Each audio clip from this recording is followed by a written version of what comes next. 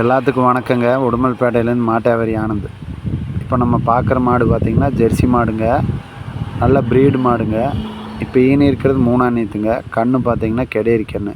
இன்றைக்கி ஈனி 3 நாள் ஆச்சுங்க. இன்னும் சீப்பு மாலே மாறல. இந்த மாடு எப்படி இருந்தாலும் ஒரு நாளைக்கு ஒரு 20 லிட்டர் தப்பு இல்லாமல் கறக்குங்க. நேரம் 10 லிட்டர் கறக்கும்.